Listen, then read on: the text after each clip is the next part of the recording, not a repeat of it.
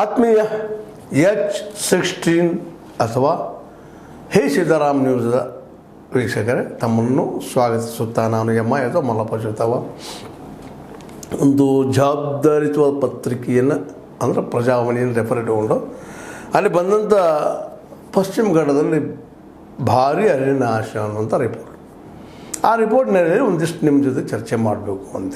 ಯಾಕಂದರೆ ಅರಣ್ಯ ಪಶ್ಚಿಮ ಘಟ್ಟದಲ್ಲಿ ಅಂದರೆ ನಾವು ಬಂದ್ವಿ ಈ ಒಂದು 6 ರಾಜ್ಯಗಳು, ಈ 6 ರಾಜ್ಯಗಳೆಲ್ಲ ಈ ಕಾಡು ಭಾಳ ನಾಶ ಆಗ್ಲಿಕ್ಕತ್ತದ ಅಂತ ಹೇಳುವಂಥ ರಿಪೋರ್ಟ್ ಬಂದಿದ್ದು ಆತಂಕದ ವಿಷಯ. ಯಾಕೆ ಆತಂಕ ಅಂದರೆ ಕಾಡು ಎಷ್ಟು ಹೆಚ್ಚಿರ್ತದೋ ಅಷ್ಟು ನಾಡು ಸಮೃದ್ಧಿಯಾಗಿರ್ತದೆ.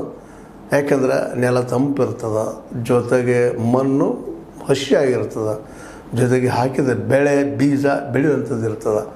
ಹೀಗಾಗಿ ಆಹಾರ ಸಮೃದ್ಧಿತಪ್ಪ ಅಂತಂದ್ರೆ ಸಹಜವಾಗಿ ಬದುಕು ಸಮೃದ್ಧಿ ಆಗಿರ್ತದೆ. ಅದಕ್ಕೊಂದು ಲಿಂಕ್ ಅದ. ಮತ್ತು ಆಕ್ಸಿಜನ್ನು ಒಳ್ಳೆಯ ಪ್ರಮಾಣದಲ್ಲಿ ಇರೋದ್ರಿಂದ ನಮ್ಮ ಒಂದು ಉಸಿರಾಟ, ಯಾಕಂದ್ರೆ ನಾವು ಇವತ್ತು ಅನೇಕ ಉಸಿರಾಟ ತೊಂದರೆಗಳು ಅನುಭವಿಸ್ತಾ ಇದ್ವಿ. ಮತ್ತು ಜೊತೆಗೆ ಅನೇಕ ರೋಗಗಳನ್ನು ಎದುರಿಸ್ತಾ ಇದ್ವಿ. ಡಯಾಬಿಟಿಸ್ ಅನ್ನುವಂಥದ್ದು ಇವತ್ತು ಕಾಮನ್ ಆಗಿದೆ. ಸಕ್ಕರೆ ರೋಗ ಎಲ್ಲರಿಗೂ ಸಕ್ಕರೆ ರೋಗ ಇಲ್ಲರಿ, ನಿಮಗೆ ಕೇಳು ಪ್ರಸಂಗ ಬಂದದ ಇವತ್ತು. ಇಲ್ಲಂದ್ರೆ ಆಶ್ಚರ್ಯದಿಂದ ನೋಡಬೇಕಾಗ್ಯದ. ಅಷ್ಟರ ಮಟ್ಟಿಗೆ ನಮಗೆ ಈ ರೋಗಗಳು ಆವರಿಸ್ತಾ ಇದ್ವಿ. ಇದಕ್ಕೆಲ್ಲ ಕಾರಣವನ್ನು ಕಾಡನ್ನು ನಾಶ ಮಾಡ್ತಾ ಹೊರಟದ್ದು.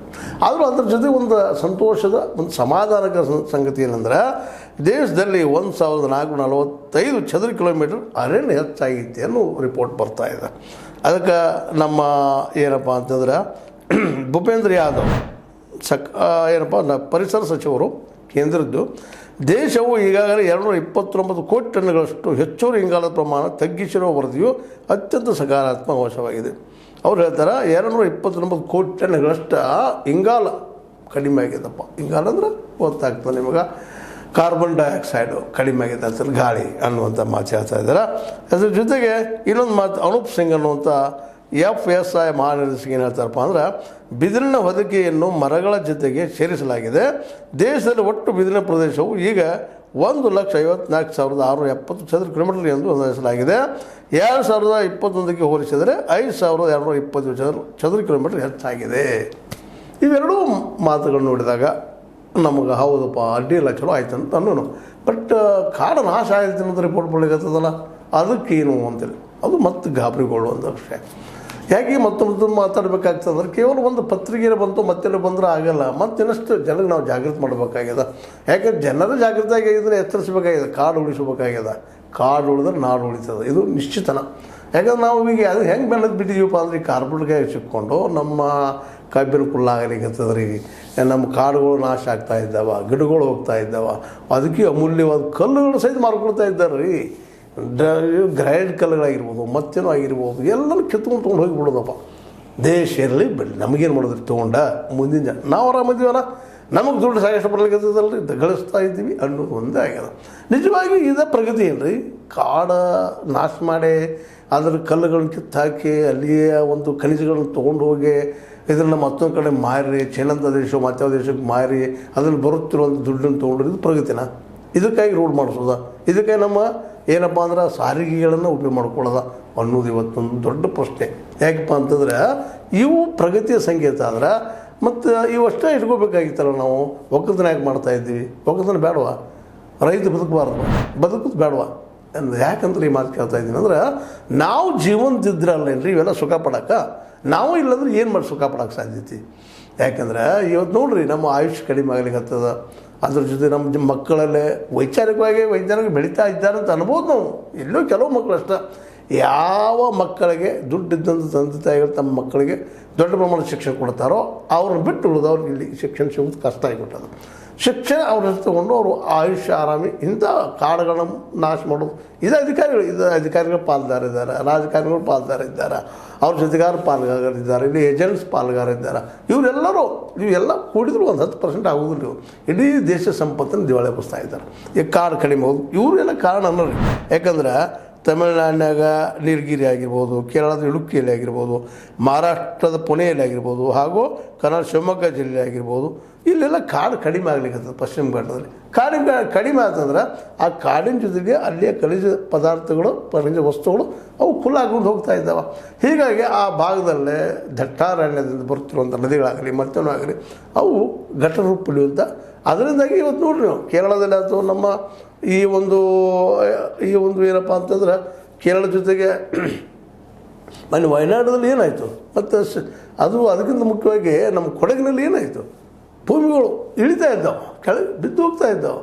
ಎಷ್ಟೋ ಕಾಡುಗಳು ತಮ್ಮಸ್ಥ ಸುಮ್ಮನೆ ಕೆಳಗೆ ಹೋಗಿಬಿಡ್ತಾ ಇದ್ದಾವೆ. ಇದು ಕಾರಣ ಅಂದ್ರೆ ನಾವು ಕಾಡುಗಳನ್ನು ಕಡೋದು ಅದಕ್ಕೆ ಗಿಡಗಳ ಜೊತೆಗೆ ಆ ಗಿಡಗಳ ಅಡಿಯಲ್ಲಿ ಇರುತ್ತಿರುವಂಥ ಎಲ್ಲ ಖನಿಜಗಳು ಕಿತ್ಕೊಂಡು ಹೋಗಿ ಮಾರುವಂಥ ದುಷ್ಟ ಪ್ರವೃತ್ತಿ ಅತಿ ಹೆಚ್ಚಾಗಿಬಿಟ್ಟದ್ರಿ ಇವತ್ತು.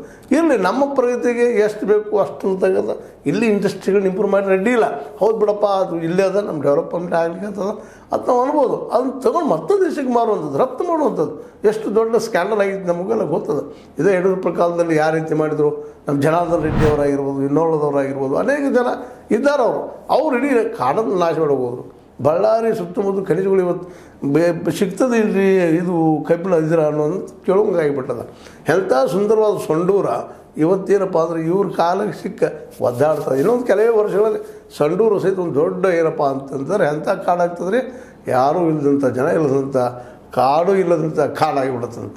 ಅದರ ಅರ್ಥ ಅಲ್ಲಿಯೇ ಖನಿಜ ಪದಾರ್ಥ ಹೋಗ್ತಾವೆ, ಗಿಡಗಳು ಹೋಗ್ತಾವೆ, ಆರೋಗ್ಯದ ಮೂಲ ಹೋಗಿಬಿಡುತ್ತಂತ. ಹೀಗಾಗಿ ನಾವು ಇವತ್ತೆಲ್ಲ ಪಶ್ಚಿಮ ಘಟ್ಟದ ನಾಶ ಆಗಿರ್ಬೋದು. ಹೇಳಿದ ನಿಮಗೆ ತಮಿಳುನಾಡಿನ ನೀಲಗಿರಿಯಲ್ಲಿ 123 ಚದರ ಕಿಲೋಮೀಟರಷ್ಟು ಭೂಮಿ ನಾಶ ಆದ್ರೆ, ಕಾಡು ನಾಶ ಆದ್ರೆ, ಕೇರಳದ ಇಡುಕ್ಕಿಯಲ್ಲೇ 98 ಚದರ ಕಿಲೋಮೀಟರ್ಸ್ ಕಾಡು ನಾಶ ಆಗಿದೆ ಹೇಳ್ತಾ ಇದ್ದಾರೆ.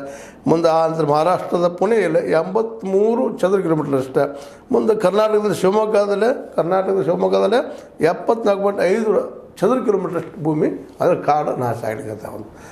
ಈ ಕಾಡು ಹೆಚ್ಚಿಗೆ ನಾಶ ಆಗ್ತಾಯಿದೆ ಅಂದರೆ ಮಧ್ಯಮ ಒಂದು ಡಿವೈಡ್ ಮಾಡ್ತಾರೆ. ಅತಿ ದಟ್ಟ ಅರಣ್ಯ, ಅದರ ನಂತರ ಮಧ್ಯಮ ದಟ್ಟ ಅರಣ್ಯ, ಆಮೇಲೆ ಒಂದು ಸ್ವಲ್ಪ ಕುರ್ಚರಿದ್ದಂಥ ನಾಡು, ಅದು ಕಾಡು. ಇವುಗಳು ಇಲ್ಲಿ ಭಾಳ ಕಡಿಮೆ ಆಗ್ತಾಯಿದೆ ಅಂತ ಹೇಳ್ತಾ ಇದ್ದಾರೆ.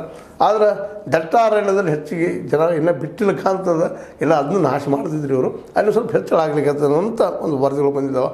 ಅದನ್ನೂ ಇರಲಿ, 1445 ಚದರ ಕಿಲೋಮೀಟರ್ ಹೆಚ್ಚಾಗಿದ್ದನ್ನು ಸಂತೋಷ ಪಡೋ ಜೊತೆಗೆ ಇನ್ನುಳಿದ ಕಾಡನ್ನು ಉಳಿಸ್ಕೊಳ್ಳೋದಕ್ಕೆ ನಾವು ಏನು ಮಾಡ್ತಾ ಇದ್ದೀವಿ, ಏನು ಮಾಡಬೇಕು ಅನ್ನೋದು ಅಷ್ಟು ಮುಖ್ಯದ.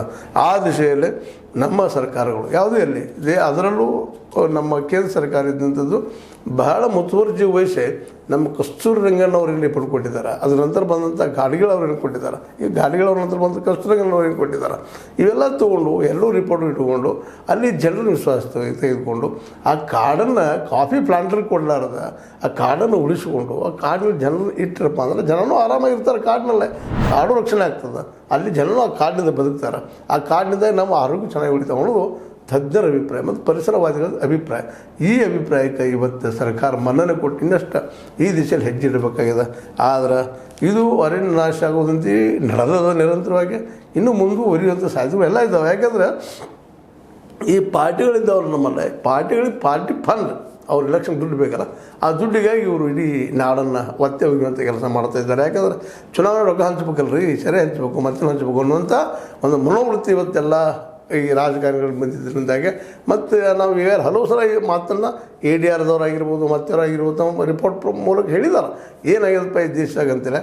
ಇವರೆಲ್ಲರೂ ಇಲೆಕ್ಷನ್ದಲ್ಲೇ ದುಡ್ಡು ಹಂಚಿ ಆರಿಸಿ ಬರುವಂಥ ಒಂದು ವ್ಯವಸ್ಥೆ ಮಾಡ್ಕೊಂಡಿದ್ದರಿಂದಾಗೆ ಆ ದುಡ್ಡು ಎಲ್ಲಿಂದ ಬರೋದಪ್ಪ ಅಂದ್ರೆ ಪಾರ್ಟಿ ಫಂಡ್ಗಳಿಂದ. ಪಾರ್ಟಿ ಫಂಡ್ ಎಲ್ಲಿಂದ ಬರೋದಪ್ಪ ಅಂದ್ರೆ ಈ ಕಂಪ್ನಿಗಳಿಂದ. ಕಂಪ್ನಿಗಳು ಇವೆಲ್ಲ ಇಲ್ಲೇ ಈ ಕಾಡನ್ನು ನಾಶ ಮಾಡುವಲ್ಲೇ, ಕಾಡದ ವಸ್ತುವನ್ನು ತೆಗೆದುಕೊಳ್ಳುವಲ್ಲೇ, ಅಲ್ಲಿ ಒಕ್ಕಲೆಬ್ಬಿಸುವಲ್ಲಿ, ಖನಿಜಗಳನ್ನು ತೆಗೆದುಕೊಳ್ಳುವಲ್ಲಿ ಅವ್ರು ಇನ್ವಾಲ್ವ್ ಆಗಿಕೊಂಡು ನಮ್ಮ ಕಂಪ್ನಿ ಮಾಡ್ಕೊಂಡು ಇಲ್ಲಿ ಕಲ್ಲಿದ್ದಿಲ್ಲ ಮತ್ತು ಇನ್ನುಳಿದು ಎಲ್ಲನೂ ತಗೊಂಡು ಮಾರಾಟ ಮಾಡ್ತಾ ಇರ್ತಾರೆ.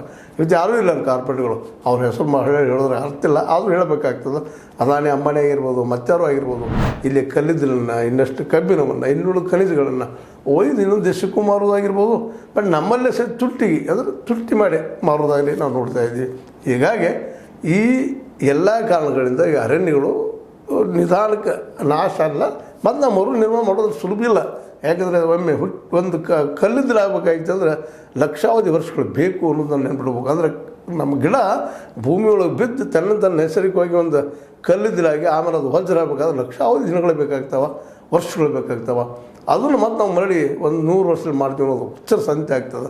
ಅದಕ್ಕಾಗಿ ನಮ್ಮ ಪ್ರಗತಿ ನಮ್ಮ ದೇಶಕ್ಕಾಗಿ ಇರಲಿ, ಇವೆಲ್ಲ ಬ್ಯಾಡ ಅಂತಲ್ಲ. ಆದರೆ ಇನ್ನೊಬ್ರಿಗೆ ಮಾರ್ಕೊಂಡು ದೇಶ ಕೊಲ್ಲ ಮಾಡೋದು, ಖಾಲಿ ಮಾಡೋದು, ಮುಂದಿನ ಜನ್ರೇಷನ್ಗೆ ಏನೂ ಇಲ್ದಂಗೆ ಮಾಡೋದು, ಇದ್ಯಾವ ನ್ಯಾಯ ಎಲ್ಲಿದೆ? ಕೇವಲ ಎಲೆಕ್ಷನ್ಗಾಗಿ ಇದೆಲ್ಲ ಮಾಡ್ಬೇಕಾ? ಗೆಲ್ಲು ಸಲುವಾಗಿ ಇದೆಲ್ಲ ಮಾಡ್ಬೇಕಾ? ಕಾರ್ಪೊರೇಟ್ ಕೆಲವು ಜನರಿಗೆ ಅನುಕೂಲ ಮಾಡೋ ಸಲುವಾಗಿ ಇದೆಲ್ಲ ಮಾಡ್ಬೇಕಾ? ಇವೆಲ್ಲ ಮೂಲಭೂತ ಪ್ರಶ್ನೆಗಳು ನಮ್ಮ ಎದುರಿಗಿದ್ದಾವೆ. ಇದನ್ನು ನಮ್ಮ ಸರ್ಕಾರಗಳು, ಅದರಲ್ಲೂ ಕೇಂದ್ರ ಸರ್ಕಾರ ಮತ್ತು ರಾಜ್ಯ ಸರ್ಕಾರನೂ ಹೌದು, ಅವರು ಸಹಿತ ಈ ಒಂದು ಕಸ್ತೂರಂಗನ ಆಯೋಗದ್ದಾಗಿರ್ಬೋದು, ಗಾಡ್ಗಳವರ ಆಯೋಗದ ವರದಿ ಆಗಿರ್ಬೋದು, ಇದನ್ನು ಒಪ್ಪುವುದಿಲ್ಲ, ಅವ್ರು ಬ್ಯಾಡ್ ಇದು ಅಂತ ಹೇಳ್ತಾರೆ. ಯಾಕಂದ್ರೆ ಉಳಿಸ್ಕೊಳ್ಳೋ ಪ್ರಯತ್ನ ಮಾಡ್ತಿದ್ದಾರೆ ವರದಿಯಲ್ಲೇ, ಇವ್ರಿಗೆ ಅದು ಮಾರೋದು ಬೇಕಾಗೈತಿ. ಅದಕ್ಕಾಗಿ ಆದರೆ ಅದರಿಂದ ಮಾತ್ರ ನಮ್ಮ ಭವಿಷ್ಯದ ಜನರಿಗೆ ಬಹುದೊಡ್ಡ ಹೊಡೆದು ಬರ್ತದೆ, ಅವರಿಗೆ ಬದುಕಷ್ಟು ಕಷ್ಟ ಆಗ್ತದೆ ಅಂತ ಹೇಳ್ತಾ, ಇದು ಈ ಕಾಡು ನಾಶ ಮಾಡೋರಿಗೆ ಒಂದು ಎಚ್ಚರಿಕೆನೂ ಹೌದು. ಅದೇ ಕಾಲಕ್ಕೆ ಇದು ಬಿಡ್ರಪ್ಪ ಅಂತ ರಿಕ್ವೆಸ್ಟ್ ಹೌದು. ಯಾಕಂದರೆ ಕಾಡಿಲ್ಲ ಅಂದ್ರೆ ನಾವಿಲ್ಲ, ನಾಡು ಇಲ್ಲ, ಜನಕ್ಕೆ ಬದುಕೋದು ಕಷ್ಟ ಅಂತ ಹೇಳ್ತಾ. ಯಾಕಂದ್ರೆ ಮೇನ್ ನಮ್ಮ ಉಸಿರು ಯಾವುದಪ್ಪ ಅಂದ್ರೆ ಆಕ್ಸಿಜನ್, ನಮ್ಮದು ಏನಪ್ಪ ಅಂದ್ರೆ ಆಮ್ಲಜನಕ, ಅದಿಲ್ಲ ಅಂದ್ರೆ ನಾವು ಬದುಕೋದಿಲ್ಲ ಅಂತ ಹೇಳ್ತಾ, ಇದು ಇವತ್ತಿನ ಒಂದು ರಿಪೋರ್ಟ್ ನೆಲಗಟ್ಟಿನಲ್ಲಿ ಚರ್ಚೆ. ಇದು ನಿಮ್ಗೆ ಲೈಕ್ ಆಗಿರ್ಬೋದು, ಲೈಕ್ ಮಾಡಿರಿ, ಶೇರ್ ಮಾಡಿರಿ, ಕಮೆಂಟ್ ಮಾಡಿರಿ, ಜೊತೆಗೆ ಸಬ್ಸ್ಕ್ರೈಬ್ ಆಗೋದು ನಿಲ್ಲಿಸ್ಲಿಕ್ಕೆ ಹೋಗಬೇಡ್ರಿ. S16 ನ್ಯೂಸ್ ಅಥವಾ ಹೇ ಸೀತಾರಾಮ್ ನ್ಯೂಸ್, ಇದು ಸತ್ಯದ ಕೈಗನ್ನಡ ವಂದನೆಗಳು.